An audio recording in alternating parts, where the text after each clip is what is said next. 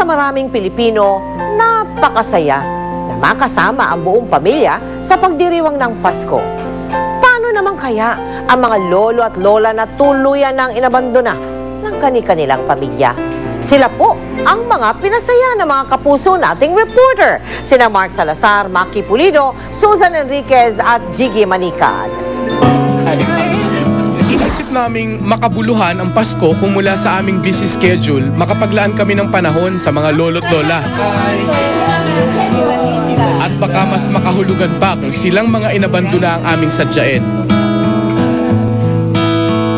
Dala namin ang pagsasalu-saluhan sa kanlungan ni Maria sa Antipolo, tahanang puno ng pagmamahalan na mga hindi magkakaano-ano.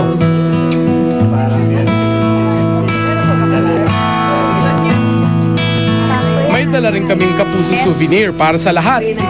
Nakatutuwa ang paraan nila ng pagpapasalamat sa simpleng aginaldong dala namin.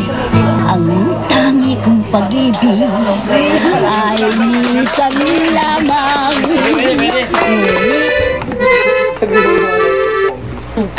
Pero may tunog ng lumang instrumentong umagaw ng aking atensyon. Pamaskong awit na pagkalungkot-lungkot.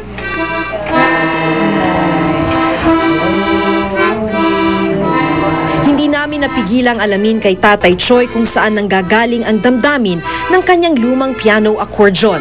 Doon na sunod na nagpahayag ang kanyang luha. I always miss it to the road. Your Lord. That's the heart of my nieces and my grandsons are in the friend best. That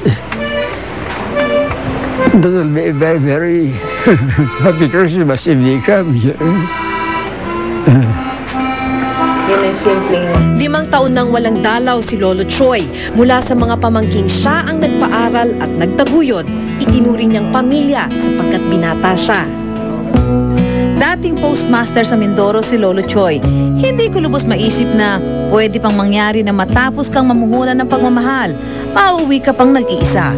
Naisip ko tuloy, malibang ibinigay niya ang lahat sa iba nang hindi nagtitira para sa sarili. I cannot say no. It is very difficult for me to say no and to disappoint people who are really in need. Iba naman ang kwento ni Lola Linda. Hindi ko tiyak kung ulyanin na ba siya o sadyang kinalimutan niya lamang ang lungkot ng inabandona ng sariling pamilya. Ayoko umuwi. Kasi masaya. Pinipili ni Lola Lindang maging masaya. Nagkaasawa ako na Mike Enriquez, di ba? Hindi nga, promise. Ay, nako, basta mga ganyan, nagpisinungaling ka, Tita Linda. Hindi ko asawa, hindi. Asawa ko yan. Sa mundo ng telebisyon daw, panandaliang napapawi ang pangungulila ng aming mga bagong lolo't lola. At isang programa ang paborito nila. Ginagayo ko yung Shembot! Yan ang wish na kaya naming pagbigyan.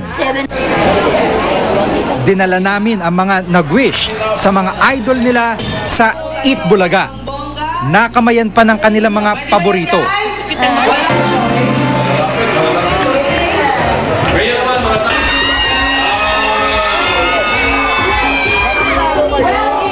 Andyan yung katagatsyan sa GMA, si Mark Salazar, Maki Pulido, si Jiggy Manicad, saka si Susan Enriquez. Alam mo ba na nilang apat na yan?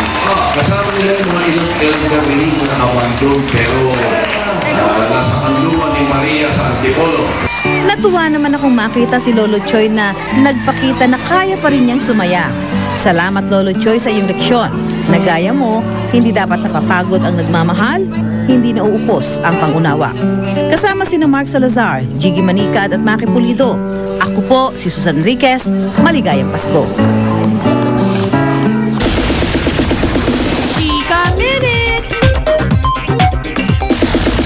Nasa bansa ngayon ang Filipino member ng Black Eyed Peas na si Apple de Ap para dito magpasko. At aminado siyang kasali siya sa SMP o samahan ng malalamig ang Pasko.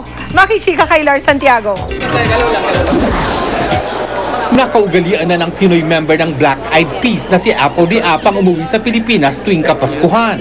Hindi raw niya ipagpapalit ang saya ng Pasko sa Pilipinas kasama ang kanyang pamilya.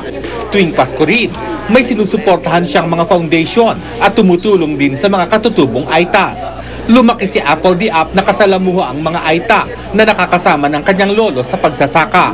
Very nice people, and I think, it's one of the original Filipinos. They don't have much. That's why me and my mom always, for Christmas Day, we make packages and they come down from the mountains and we give them food, clothing.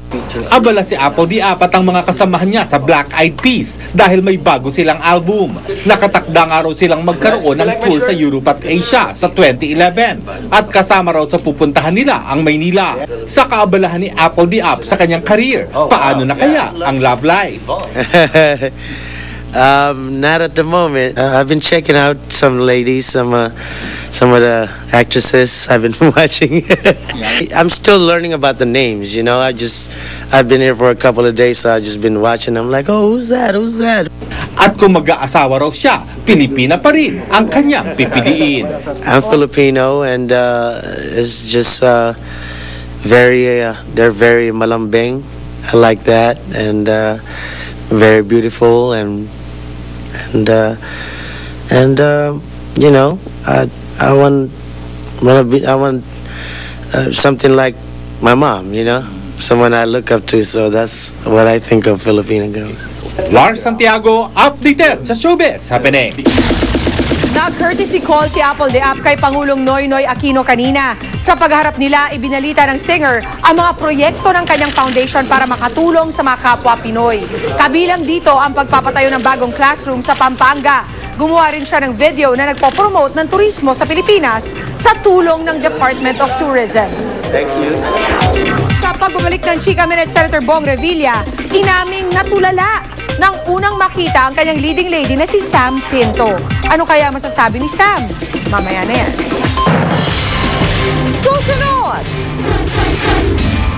Azkals, pasok sa listahan ng isang sikat na sports website.